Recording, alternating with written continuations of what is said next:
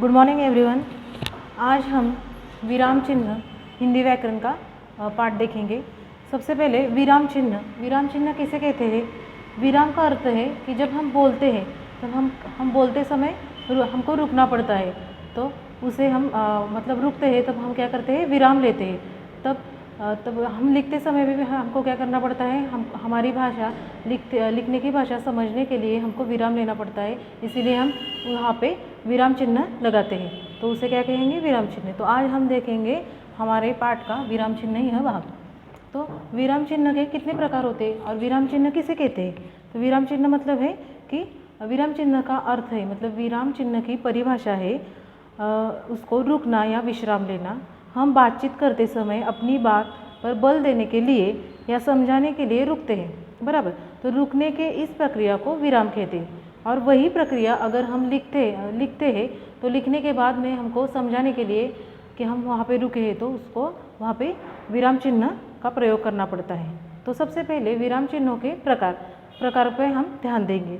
सबसे पहला विराम चिन्ह का प्रकार है पूर्ण विराम, जिसे इस प्रकार से हम हिंदी में लिखते हैं। पूर्ण विराम, अगर हमारा वाक्य लिखते समय पूरा हो जाए तो हमको क्या करना पड़ता है? पूर्ण विराम देना पड़ता है। मतलब क्या? तो इस चिन्ह का हमको प्रयोग करना पड़ता है। जैसे देखो, पूर्ण विराम की परिभाषा हम देखेंगे कि जहाँ वाक्य पूर्ण होता है जहाँ वहाँ पूर्ण विराम का प्रयोग किया जाता है। मतलब जब वाक्य पूर्ण हो तब हमको क्या करना पड़ता है? पूर्ण विराम का प्रयोग करना पड़ता है। जैसे मैंने यहाँ पे वाक्य लिया है, मझली भाभी मुट्ठी भर मुदिया सूप में फेंक कर चली गई। यहाँ पे मैंने पूर्ण विराम दिया है, बराबर। मतलब ये वाक्य पूर्ण हुआ यहाँ पे समझता है, इसलिए हमको यहाँ पे क्या करना पड़ेगा? पूर्ण विराम देना पड़ेगा। मतलब इस तरह पूर्ण विराम का प्रयोग किया जाता है। दूसरा वाक्य है, याद आया बाबूजी आ गए होंगे। यहाँ पे मैंने क्या किया है? पूर्ण विराम दिया है। इस तरह पूर्ण विराम ये चिन्ह का उपयोग किया जाता है। उसके बाद में है अल्प विराम। अल्प विराम चिन्ह इस प्रकार देते हैं। अल्प विराम की परिभाषा है, पढ़ते या लिखते समय जिस स्थान पर बहुत थोड़ी देर रुकना पड़े, मतलब बहुत थोड़ी देर रुकना पड़े, वहाँ पे अल्प विराम देते हैं। जैसे हम बोलते समय थोड़ी देर रुकते हैं तब हमको क्या करना पड़ता है?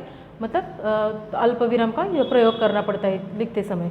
जैसे देखो, मैंने वाक्य लिया है ठहरो, यहाँ मैं माँ से जाकर कहती हूँ। यहाँ पे मैं ठहरो के बाद में मैं बहुत थोड़ी देर पे रुकी हूँ, यहाँ पे इसीलिए मैंने क्या किया है? अल्प विराम का प्रयोग किया है। मैं माँ से जाकर कहती हूँ, यहाँ पे भी मैंने अल्प विराम का प्रयोग किया है। इतनी बड़ी बात, या इसके बाद में फुल स्टॉप दिया है, मतलब पूर्ण विराम दिया है। जब बहुत थोड़ी देर रुकना पड़ता है तब हमको अल्प विराम का प्रयोग करना पड़ता है। मतलब बोलते या लिखते समय हमको अगर बहुत थोड़ी देर रुकने की ज़रूरत होती है तब हमको अल्प विराम का प्रयोग करना पड़ता है। जैसे दूसरा वाक्य देखो, ऐसी कारीगिरी, यहाँ पे हम रुक गए तो यहाँ पे मैंने अल्प विराम का चिन्ह दिया है।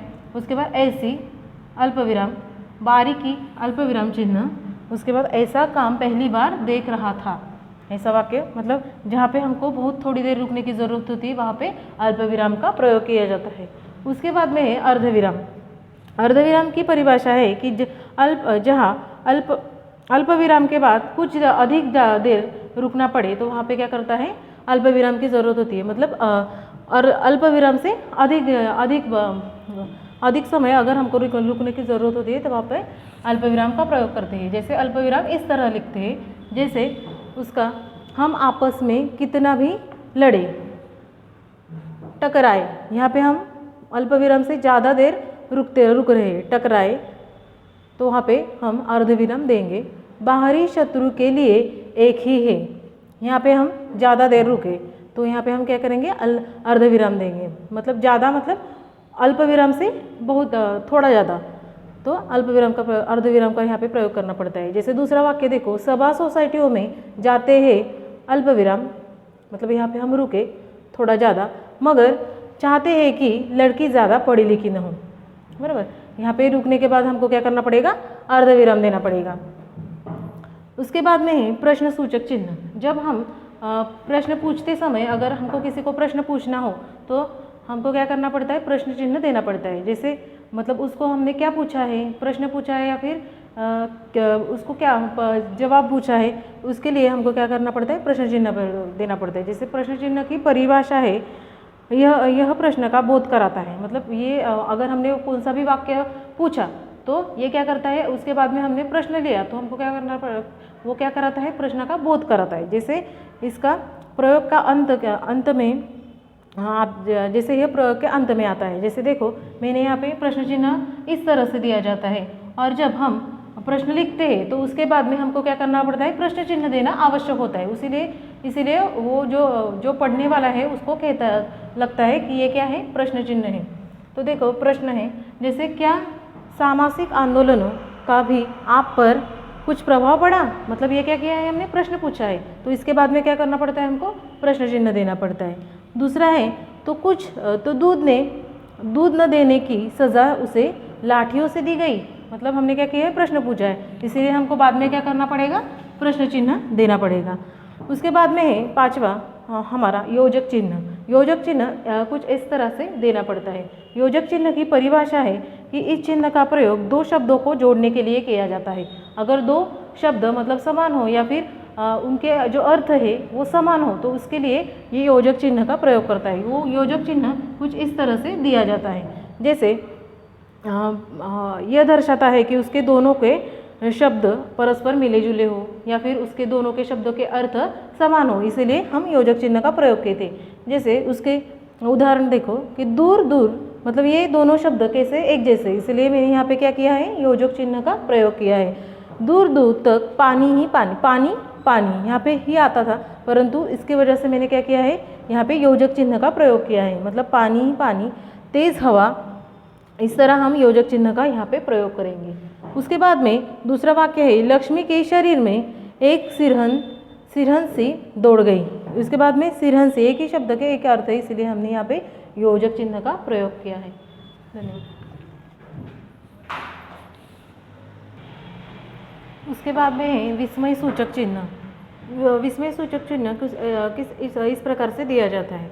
जैसे विस्मय सूचक की परिभाषा है, हर्ष, शोक, घृणा, विस्मय, भय आदि के भावों को व्यक्त करने के लिए यह आते हैं। जैसे अगर हमको कुछ हर्ष मतलब क्या आनंद हुआ, या फिर हमको किसी से घृणा हुई, या फिर तिरस्कार हुआ, या फिर विस्मय हुआ, तो इस चिन्ह का प्रयोग किया जाता है। जैसे हम बोलते समय यहाँ पे ऐसे लिख सकते हैं, जैसे उसके उदाहरण, वाह, यहाँ पे हमने क्या किया है, विस्मय सूचक चिन्ह का प्रयोग किया है। आपने तो कमाल कर दिया, बराबर। वहाँ के बाद में हमने क्या किया है, विस्मय सूचक चिन्ह का प्रयोग किया है। ये क्योंकि ये क्या करता है, हर्ष जताता है, मतलब हमारे जो उत्तेजना है वो प्रेरित करता है, इसीलिए हमने इसके बाद में क्या किया है, विस्मय सूचक चिन्ह का प्रयोग किया है। उसके बाद में ऐसा रोमांचक दृश्य पहली बार देखा, यहाँ पे इसके बाद में मैंने क्या किया है, विस्मय सूचक चिन्ह का प्रयोग किया है। सचमुच अद्भुत, यहाँ पे मैंने विस्मय सूचक अद्भुत, ये क्या हुआ, मतलब रोमांच भरा वाक्य है अद्भुत, इसीलिए यहाँ पे विस्मय सूचक चिन्ह का प्रयोग किया है। ऐसा रोमांचक दृश्य पहली बार देखा, सचमुच अद्भुत, यहाँ पे मैंने विस्मय सूचक चिन्ह का प्रयोग किया है। आनंद आ गया, मतलब ये क्या करता है, अद्भुत, यह वाक्य हमारा आनंद या फिर हर्ष बताने का प्रयत्न करता है, इसलिए हम यहाँ पे हर्ष विस्मय सूचक चिन्ह का प्रयोग करेंगे। उसके बाद में है एकहरा उदाहरण चिन्ह। एकहरा उदाहरण चिन्ह इस प्रकार देते हैं, बराबर। जैसे एकहरा उदाहरण चिन्ह की वाक्य परिभाषा है, किसी व्यक्ति के नाम, उपनाम या किसी पुस्तक का नाम लिखते समय हम इस चिन्ह का प्रयोग करते हैं। जैसे किसी व्यक्ति का नाम हो, जैसे देखो हमने इस वाक्य लिए है, टांग का टूटना, मतलब ये क्या हुआ, मतलब ये जो है यहाँ पे मैंने महत्व लिया है, इसलिए मैंने यहाँ पे क्या किया है, एकहरा उदाहरण चिन्ह दिया है। यानी सार्वजनिक अस्पताल में कुछ दिन रहना, ये क्या है, हमारा पॉइंट दिखाता है, इसलिए हमने यहाँ पे एकहरा उदाहरण चिन्ह का हमको प्रयोग करना पड़ता है। इस वाक्य को, टांग का टूटना, इतने ही वाक्यों को हमको एकहरा उदाहरण चिन्ह देना पड़ेगा। उसके बाद में है प्रिय प्रवास, खड़ी बोली का प्रथम महाकाव्य है।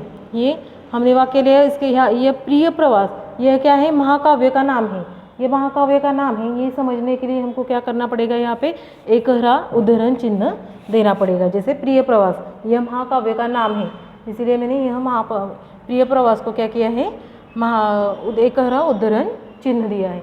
उसके बाद में है दोहरा उदाहरण चिन्ह, मतलब डबल, जिसे हमने यहाँ पे इस प्रकार से देते हैं।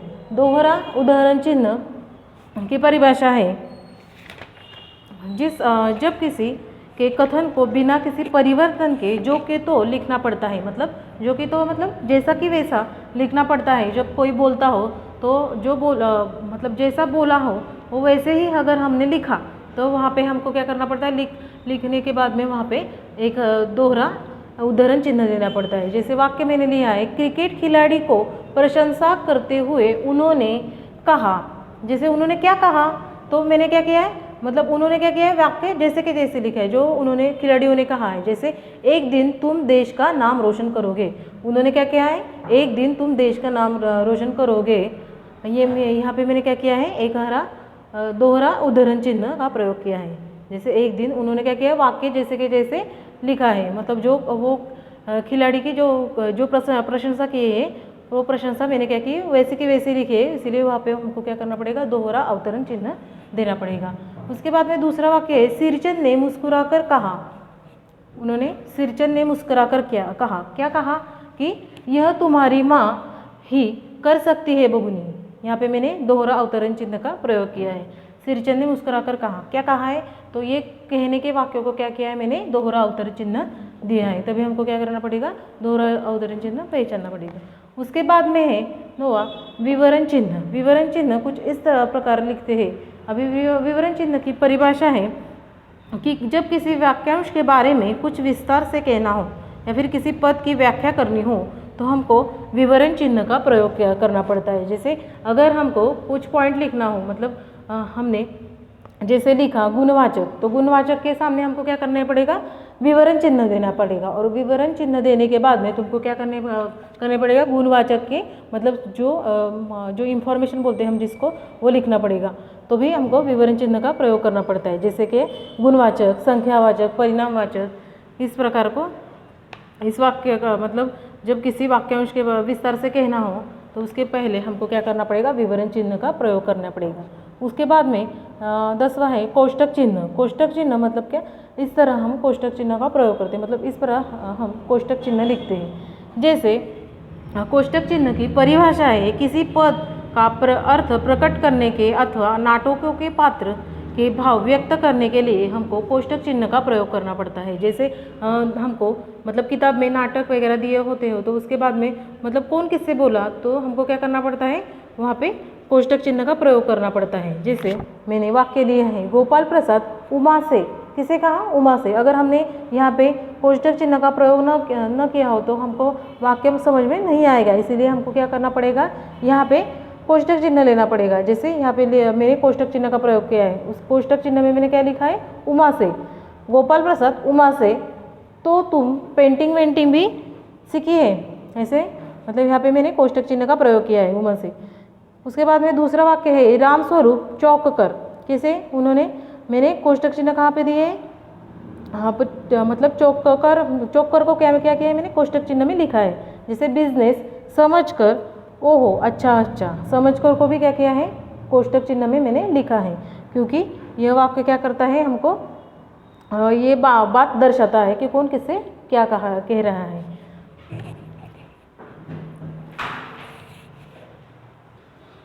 उसके बाद में है लाघव चिन्ह। लाघव चिन्ह कुछ इस प्रकार दिया जाता है, अगर कुछ वाक्य या फिर कुछ व्यक्ति जो प्रसिद्ध हो, जैसे उसकी परिभाषा है जो बहुत प्रसिद्ध हो, या फिर उसके बार बार लिखने के लिए जब हमारे पैराग्राफ में एक शब्द बार बार आता हो तो हमको क्या करना पड़ता है, मतलब एक बार पंडित आने के बाद में उन्होंने यह चिन्ह दिया तो हमको समझ में आता है कि यह पंडित का मतलब यह वाक्य पंडित है।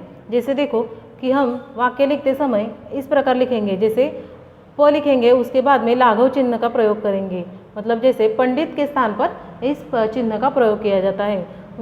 उससे यह पता चलता है कि यह वाक्य क्या है, कि यह क्या है, पंडित है।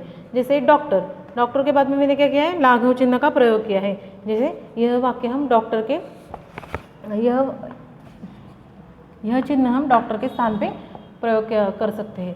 कुछ इस प्रकार हमने आज विराम चिन्ह आज हमने देखा।